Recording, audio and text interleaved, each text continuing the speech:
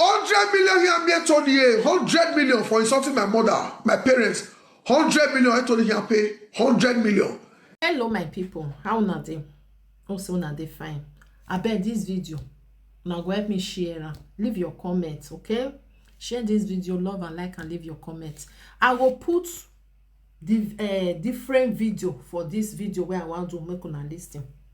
We see there on Abat for the house where be say he accuse Tony Kabaka, say Tony Kabaka with the boys, then go in house, then go destroy him. Una remember say Abat don dey shout for social media, say he need money. Many people know say Abat don dey shout. He say na so then go destroy a office, na so then carry camera. Una remember, una know say Abat don dey talk all these things. So nobody gree minor. Especially a follower, nobody will tell us say bring account, may we send you money, all those things. Even don't even beat a follower, say they be useless people, they know the supporter, they go there just the listing. Una know all these things, we don't hear. So a day before Abat has destroyed, a day before, I go put the video for una go listing to waiting Abat Obazee talk for TikTok. One man come call am, come dey tell am. That was a day wey be say Tony Kabaka do video, come say your family, your mama and papa, they know say you don't dey insult me, they go still hear am hot. Okay? That very day, Abat come do video. So one man come call Abat, come dey try to talk to Abat. Abat say, he say for Tony Kabaka to talk to his family, he say na 1 million. He said na Tony Kabaka go pay am. Me, I don't know whether he go pay Abat or he go pay mama. That is what Abat said. Una go listen. I go put on. Una go listen to everything. Because I for say make I dey play and make una dey listen, but the video go come too long, you know. So he go there for inside this video. So Abat come talk say for Tony Kabaka to even insult, he say he go pay 1 million. He say he don't talk and he say he never know where he waka go so. Una know say Abat dey find everything to draw Tony Kabaka down. Why? Because na Tony Kabaka na dem dey for opposition now. So Abat with PDP, they don't lose. So it can be like Ekita na wa yo ha. Na Abat be.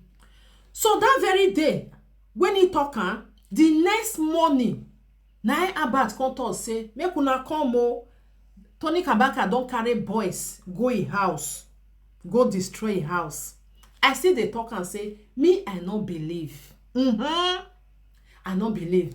Then, for this video where I go see put, una go listen. So the eyewitness where be said, they said they said there were 30 boys. Now go about house. According to them, one of the boy where be said there for Abat house, he said he see Tony Kabaka crow. He see I can't tell and say pardon mo where you know. So he said the person can't say me no Tony Kabaka Tama bati where marry. There another wiki still there again. You understand? Because you know why they talk these things? Because we know everybody know say Abat now it can't be like ofenawa you ha. If they find money anywhere where money go take on. Now they find. Even when he want to do it this birthday, he don't they talk and say he need money oh, he need money oh. He just they shout for anywhere. Nobody green answer. Nobody even tell us say bring account because he not like same person they put accounts. Say no, I can't do donation all those things. He not like him.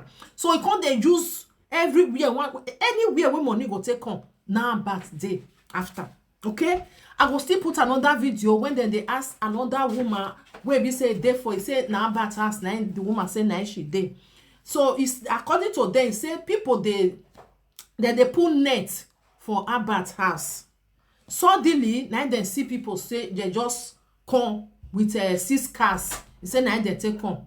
So they carry all this this way they say they play tennis or bobo and they play ball. You know understand? So my people, what make me they do this video? Because we want the truth to come out. Me, I not believe say Tony Kabaka go there. I don't believe. Do you understand?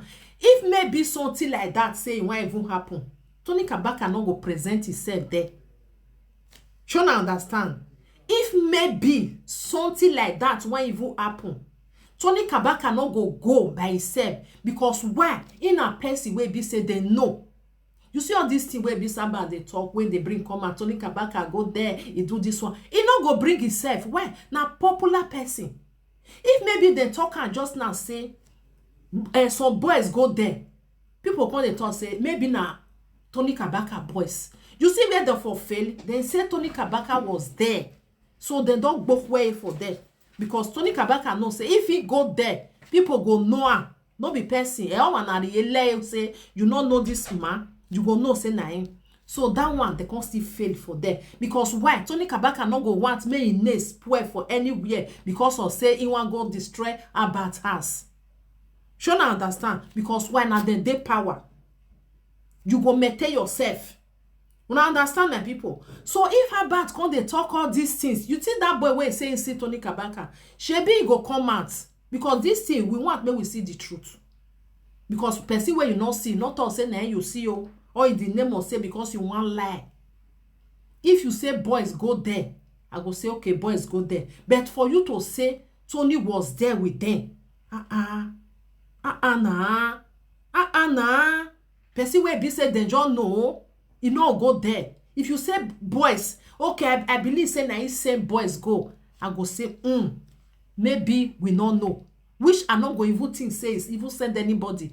And the boy come to us say, they call the ask and say, you be a bad brother. My people, since we there for those social media, we never hear say a bad brother. They stay for a house. All of them they some they abroad, some they their house. So me I no understand. No understand where they waka they go so. So the person he said Tony Kabaka when they ask and say you be a bad blood brother. He can say no. He just they stay there. Una what can tell me now say Tony Kabaka no know say your brothers they not there your house. Hey. Now wow but Obazee, we all know say PDP they know they pay you again because they no win. So all those things where you just they do, you just they do and like say you want me you bring that our brother down. No be today you start on. No be today.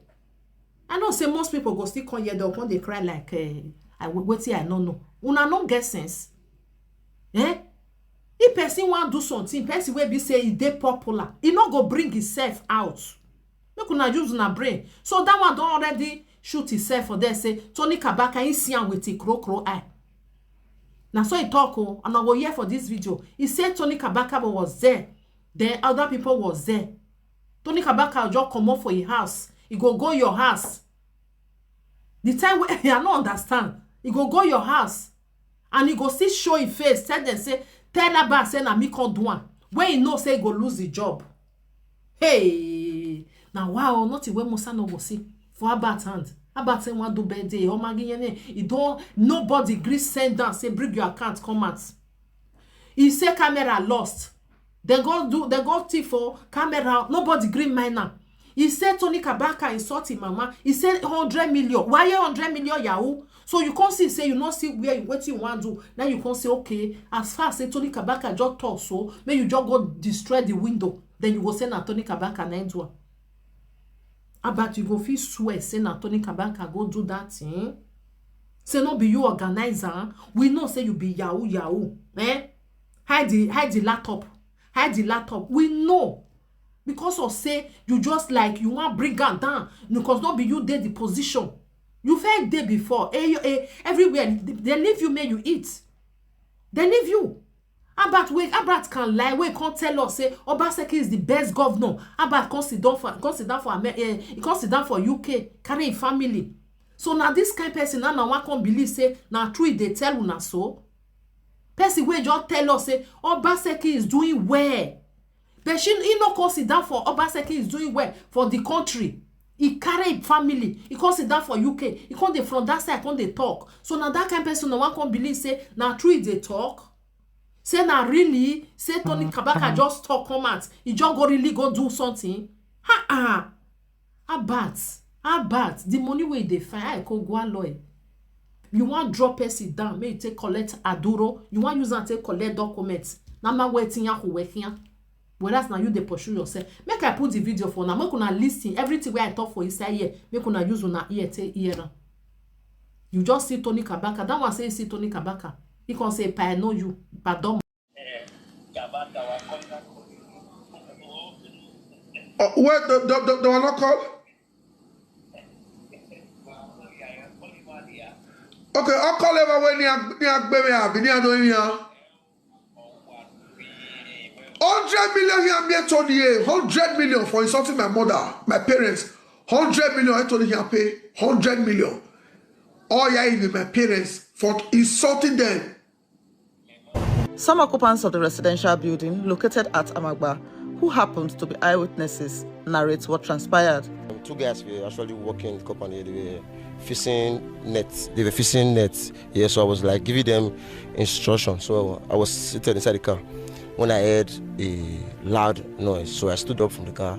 When I looked towards the gate, I saw up to like 30 guys with all sorts of tools, all sorts of material, especially that what's it called, baseball bats, some woods. They were walking towards my direction. Those 2 guys that were working with me, they ran away. But me, I did not run. I was just standing. Then all of a sudden, I saw Tony Kabaka. I already know him, but he later introduced himself to me. He said that his name is Kabaka. I said, pardon, I know you very well.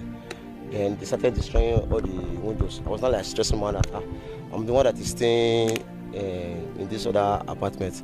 Then he said if I'm related to Mr. Abbott, I said no, I'm just a tenant. So he told them not to enter inside the house again since I'm staying here. I said that this car is also my own. Then he told them to leave the car. Then they went to the front flat, started bashing the door. Then they were able to break the door. They went inside, destroyed the AC and other things. Me na security post I come. In the morning I come out, early in the morning I go work. Now in the afternoon I take come back. As I come back, I can't see people they work for here. I can't greet them. Before I know, I can't see people. They can't say, "Mo lie down for ground." We can't run, follow our house. We can't. Me say if I want run enter house, they say, "Mo come." As one come, they can't the boss window. They can't the boss AC for here. Me say I no go fit count how many of them come, but now 6 car they carry come. 2 Hilux. Joseph Bale condemns the act attributed to the loyalists of the said APC chieftain. He wants the police to, as a matter of urgency, carry out the necessary investigation and bring to book all who have been fingered in the ugly incident. What happened today in the house of Comrade Obazee was an assassination attempt. It was an attempt to kill that man if he was at home. And this is not something that we should condone. This is disheartening. This is disgusting. This is very, very unfortunate. And for me, we will continue to do everything within our power legally to seek for justice. And we are giving the Edo State government and also the Commissioner of Police and the Director of SSS 7 days to fish out these persons who were involved in this dastardly act, or we will be forced as Edo youth to mobilize ourselves to the street of Benin and occupy Benin to make sure that justice is served. Abbott is an illustrious son of Edo. He has a business in Edo, he has staffs in Edo, and he does not deserve such treatment. The property was left vandalized with several household items said to be worth millions of naira destroyed. Osal Sado.